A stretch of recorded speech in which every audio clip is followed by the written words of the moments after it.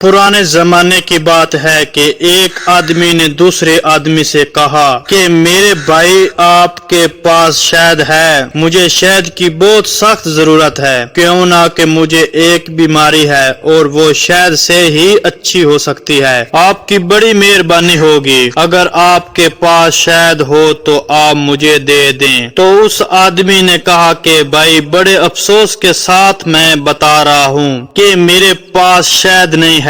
अगर मेरे पास शहद होता तो आपको मैं जरूर देता, लेकिन हाँ एक रास्ता आपको बता सकता हूँ। थोड़ा आपको दूर जाना पड़ेगा। मुल्क शाम से एक बड़ा तजारती काफिला आ रहा है। पहले काफिले आए थे तिजारत के लिए, यानी सामान वगैरह बेचने के लिए, एक मुल्क से दूसरे मुल्क की तरफ जाते थे। बहरहाल उस आदमी ने कहा कि वो काफिला बहुत अच्छे इंसान का है, मुझे उम्मीद है अगर आप उनसे शहद मांगोगे तो वो आपकी जरूरत देखकर, आपकी बीमारी देखकर वो आपको शहद जरूर दे देगा। तो जरूरतमंद ने उस आदमी का शुक्रिया अदा किया और शहर के बाहर निकल गया और एक पहाड़ पर जाकर बैठ गया और काफिले का इंतजार करने लगा। थोड़ी देर के बाद एक काफिला आता हुआ नजर आया तो वो काफिले की तरफ दौड़ा और तेजी से काफिले के नजदीक जाकर पहुंचा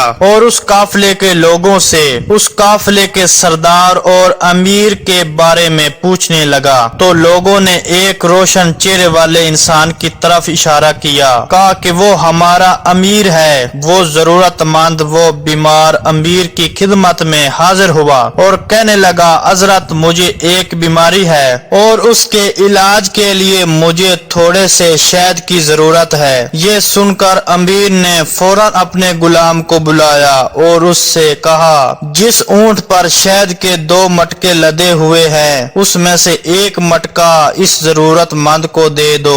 गुलाम ने सुनकर कहा कि आका एक मटका अगर जरूरतमंद को दे दिया तो ऊंट के ऊपर वजन बराबर नहीं रहेगा। ये सुनकर अमीर ने फौरन कहा कि एक काम करो, वो दोनों मटके उसे दे दो। ये सुनकर गुलाम घबरा गया और कहने लगा, आका ये इतना वजन कैसे उठाएगा, क्यों ना कि दोनों मटकों में शहद भरा हुआ है, ये अकेला इंसान नहीं उठा सकता। अमीर ने कहा एक काम करो, फिर ऊंट भी उसे दे दो। वो गुलाम फौरन भागा और वो दोनों मटके उस जरूरतमंद के हवाले कर दिए। उस जरूरतमंद और बीमार की तो किस्मत खुल गई। उसने अमीर का शुक्रिया अदा किया, ऊंट की रस्सी थामी और चला गया। वो बहुत हैरान था। वो सोच रहा था कि कैसा सखी इंसान था कि मैंने उनसे थोड़ा सा शहद मांगा, उन्होंने मुझे 2 मटके दे दिए जो शहद से भरे हुए हैं, और सिर्फ मटके ही नहीं बल्कि वो ऊंट भी साथ दे दिया